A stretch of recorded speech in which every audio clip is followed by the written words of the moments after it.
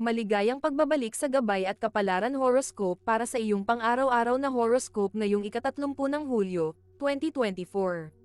Ngayon, haharap tayo sa isang araw na lubos ng enerhiya, komunikasyon, at malikhaing pagpapahayag. Sa tulong ng mga planeta at bituin, mapapalakas ang ating kumpiyansa at kakayahan sa paglabas ng ating mga talento at ideya. Ang kombinasyon ng araw at planetang Venus sa sektor ng Leo ay nagbibigay sa atin ng pagkakataon na magpakita ng init sa ating mga relasyon. Habang ang buwan, planetang Mars at Jupiter sa sektor ng Gemini ay nagpapalakas ng ating kakayahan sa komunikasyon at pagbabahagi ng mga ideya. Maganda ang daloy ng enerhiya para sa pakikipag-interaksyon at pag-aaral, habang ang planetang Mercury sa sektor ng Virgo ay nag-aalok ng liwanag at linaw sa ating mga mensahe. Huwag ding kalimutang maging mapanlikha at mag-focus sa inyong mga visionary goals, lalo na't hinihikayat tayo ng planetang Uranus sa sektor ng Taurus, planetang Saturn sa sektor ng Pisces at planetang Neptune sa sektor ng Aries na maging praktikal. Mapagkawang gawa, at malikhaing mag-isip. Mag-ingat lamang na huwag masyadong magpaka-overextend o maging kritikal, at manatiling grounded sa mga plano at layunin upang mas mapakinabangan ang enerhiya ngayon. Tingnan natin ang horoscope para sa bawat zodiac sign at alamin kung ano ang inihanda ng mga planeta at bituin para sa iyo. Aries, ngayong araw, ang araw at planetang Venus sa sektor ng Leo ay nagdadala ng mainit na enerhiya na magpapalakas sa iyong kumpiyansa. Sa trabaho, magandang araw ito para ipakita ang iyong mga ideya at proyekto na maaaring makakuha ng pansin ng mga nasa mas mataas na posisyon. Para sa mga single, maaari kang makilala ng isang tao sa isang social event na magdadala ng bagong sigla sa iyong buhay. Para sa mga nasa relasyon, magandang araw ito upang ipakita ang iyong pagmamahal sa iyong partner sa isang espesyal na paraan. Sa pamilya, ang iyong mga anak o mga bata sa paligid ay maaaring magpakita ng kakayahan sa sining o sports, at magandang suportahan sila. Financially, mag-ingat sa mga impulsibong pagbili. Mas mabuting maglaan ng oras sa pag-isip bago magdesisyon. Iwasan ang pagiging masyadong agresibo sa mga diskusyon. Ang iyong lucky color ay pula, na nagdadala ng lakas at sigla. Taurus, ang kombinasyon ng planetang Mercury sa sektor ng Virgo at planetang Uranus sa sektor ng Taurus ay nagdadala ng praktikal na pag-iisip at inobasyon. Sa trabaho, maaari kang makahanap ng mga bagong solusyon sa mga lumang problema, na maaaring magpataas ng iyong kredibilidad. Para sa mga single, maaari kang makilala ng isang tao sa pamamagitan ng trabaho o isang professional setting na magdadala ng inspirasyon sa iyong buhay. Para sa mga nasa relasyon, magandang araw ito para sa isang masayang diskusyon tungkol sa mga plano nyo para sa hinaharap. Sa pamilya, ang inyong pag-uusap ay maaaring magresulta sa mas malalim na pag-unawa sa isa't isa. Para sa mga may anak, hikayatin silang maging mas responsible sa kanilang mga gawain. Financially, magandang panahon ito upang magplano ng investments o mga long-term savings. Iwasan ang pagiging masyadong stubborn o sarado ang isip. Ang iyong lucky color ay berde, na nagdudulot ng kapayapaan at kasaganaan. Gemini, ang buwan, planetang Mars at Jupiter sa iyong sign sector ay nagbibigay ng enerhiyang lubos ng komunikasyon at pagkatuto. Sa trabaho, magandang araw ito para sa mga brainstorming sessions o pakikipag-collaborate sa mga kasamahan. Para sa mga single, maaaring makilala mo ang isang tao sa isang seminar o workshop na magdadala ng excitement sa iyong buhay. Para sa mga nasa relasyon, magandang araw ito para sa isang stimulating conversation na magbibigay ng bagong perspektibo sa inyong relasyon. Sa pamilya, maaaring magkaroon ng lively discussions na magpapalalim ng inyong samahan. Para sa mga may anak, hikayatin silang maging curious at magtanong ng mga bagong bagay. Financially, mag-ingat sa mga impulsibong gastusin, mas mabuting maglaan ng oras sa pag-iisip bago maglabas ng pera. Iwasan ang pagiging masyadong superficial o walang focus. Ang iyong lucky color ay dilaw, na nagdadala ng kasiyahan at liwanag. Cancer, ang planetang Saturn sa sektor ng Pisces ay nagdudulot ng malalim na emosyonal na pag-unawa at empatiya. Sa trabaho, maaari kang makaranas ng mga sitwasyon na magbibigay daan sa iyong kakayahang magbigay ng suporta at pag-unawa sa iyong mga kasamahan.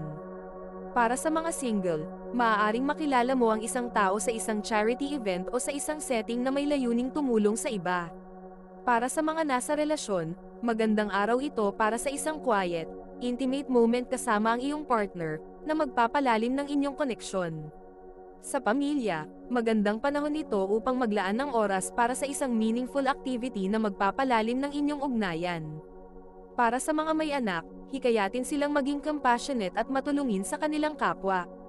Financially, magandang panahon ito upang suriin ang iyong mga gastusin at maghanap ng mga paraan upang makatipid. Iwasan ang pagiging masyadong sensitive o emosyonal. Ang iyong lucky color ay silver, na nagdadala ng kalma at linaw. Leo, ngayong araw, ang araw at planetang Venus sa iyong sign sector ay nagbibigay ng liwanag at init sa iyong buhay.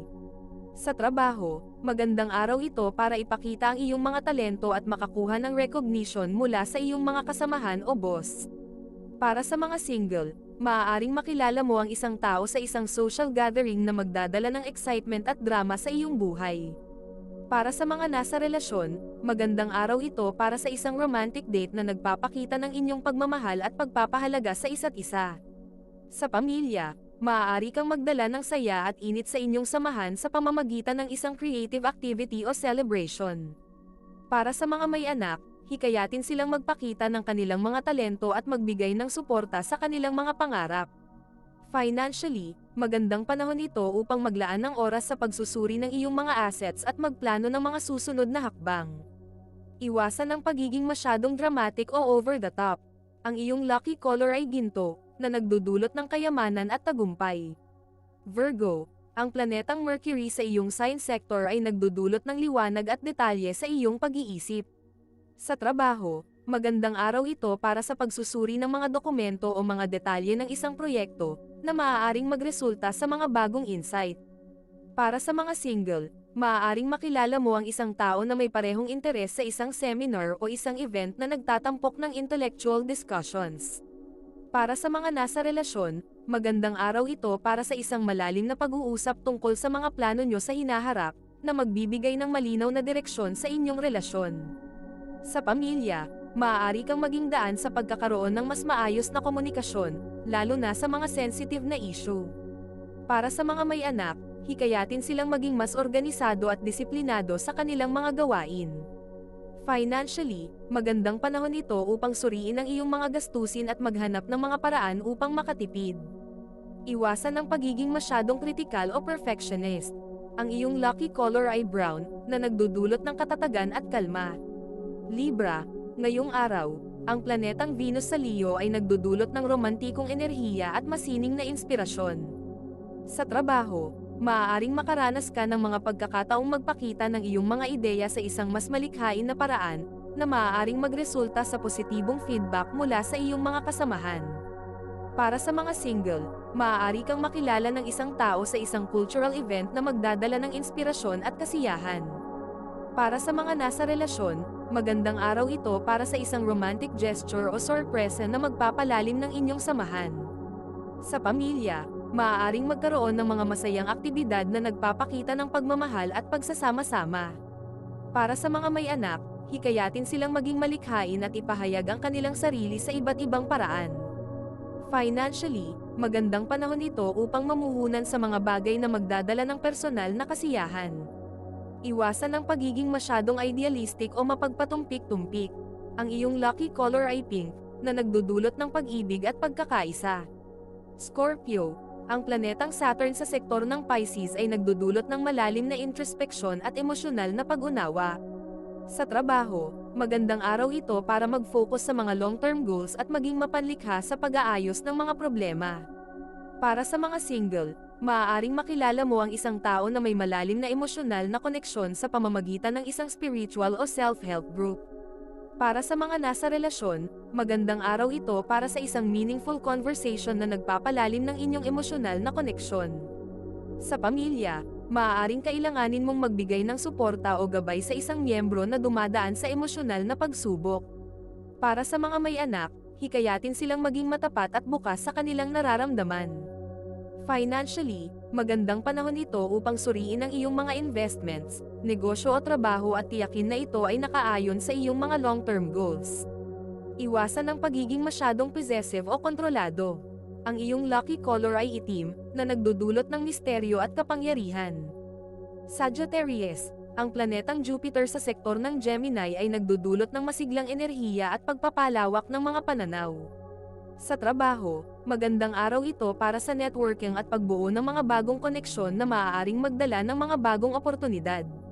Para sa mga single, maaaring makilala mo ang isang tao sa isang educational event o travel adventure na magdadala ng kasiyahan at bagong kaalaman sa iyong buhay. Para sa mga nasa relasyon, magandang araw ito para sa isang adventure o bagong karanasan na magbibigay ng bagong perspektibo sa inyong samahan. Sa pamilya, maaaring magplano ng isang family trip o outing na nagpapalalim ng inyong ugnayan. Para sa mga may anak, hikayatin silang maging curious at maghanap ng mga bagong kaalaman. Financially, magandang panahon ito upang mag-invest sa education o personal development. Iwasan ang pagiging masyadong impulsive o walang focus. Ang iyong lucky color ay purple, na nagdudulot ng inspirasyon at espiritualidad. Capricorn, ang planetang Pluto sa sektor ng Aquarius ay nagdudulot ng pagbabago. Sa trabaho, maaaring makaranas ka ng mga pagbabago o reorganization na magdudulot ng bagong perspektibo at mga oportunidad. Para sa mga single, maaaring makilala mo ang isang tao sa isang professional setting na magdadala ng stability at commitment sa iyong buhay. Para sa mga nasa relasyon, magandang araw ito para sa isang seryosong pag-uusap tungkol sa inyong mga long-term goals at plano. Sa pamilya, maaaring magkaroon ng mga discussions tungkol sa mga future plans at mga pagbabago sa buhay. Para sa mga may anak, hikayatin silang maging resilient at open-minded sa mga pagbabago. Financially, magandang panahon ito upang suriin ang iyong mga resources at tiyakin na nakaayon ito sa iyong mga goals. Iwasan ang pagiging masyadong conservative o takot sa pagbabago. Ang iyong lucky color ay navy blue, na nagdudulot ng kalma at katiyakan. Aquarius, ang planetang Uranus sa sektor ng Taurus ay nagdudulot ng inobasyon at kakaibang pag-iisip. Sa trabaho, magandang araw ito para mag-isip ng mga bagong paraan o proseso na magpapadali sa mga gawain. Para sa mga single, maaaring makilala mo ang isang tao na may kakaibang pananaw o interes sa isang tech event o online platform. Para sa mga nasa relasyon, magandang araw ito para sa isang open-minded conversation na magbibigay ng bagong insight sa inyong samahan. Sa pamilya, maaaring magkaroon ng mga pagkakataong mag-innovate o mag-improve ng mga bagay sa bahay. Para sa mga may anak, hikayatin silang maging innovative at adventurous sa kanilang mga gawain. Financially, magandang panahon ito upang mag-explore ng mga bagong paraan ng pag-iipon o pag-invest. Iwasan ang pagiging masyadong unpredictable o impulsive. Ang iyong lucky color ay turquoise, na nagdudulot ng linaw at pagpapalaya. Pisces, ang planetang Neptune sa sektor ng Aries ay nagdudulot ng masidhing imahinasyon at pagkamalikhain. Sa trabaho, magandang araw ito para maglabas ng mga bagong ideya o proyekto na nangangailangan ng malikhain. Para sa mga single, maaaring makilala mo ang isang tao sa isang artistic o spiritual gathering na magdadala ng inspirasyon at pagmamahal sa iyong buhay. Para sa mga nasa relasyon, magandang araw ito para sa isang romantic escapade o activity na nagpapakita ng inyong pagmamahal. Sa pamilya, maaaring magkaroon ng mga pagkakataong magpakita ng suporta at pagmamahal sa isa't isa. Para sa mga may anak, hikayatin silang maging creative at ipahayag ang kanilang sarili sa iba't ibang paraan. Financially, magandang panahon ito upang mag-invest sa mga bagay na magdadala ng personal na kasiyahan. Iwasan ang pagiging masyadong idealistic o mapagpatumpik-tumpik. Ang iyong lucky color ay aqua, na nagdudulot ng kapayapaan at inspirasyon. Ito ay isang gabay lamang at nasa inyo kung paano ninyo tatanggapin ang horoscope para sa araw na ito. Kung nagustuhan ninyo ang iyong horoscope, paki-thumbs up at mag-subscribe sa aming channel at pindutin ang notification bell para maging updated sa aming mga pang-araw-araw na horoscope. Salamat sa panunood at hanggang sa susunod, naway palagi kayong gabayan ng mga bituin at naway mapuno ang inyong mga puso ng hiwaga.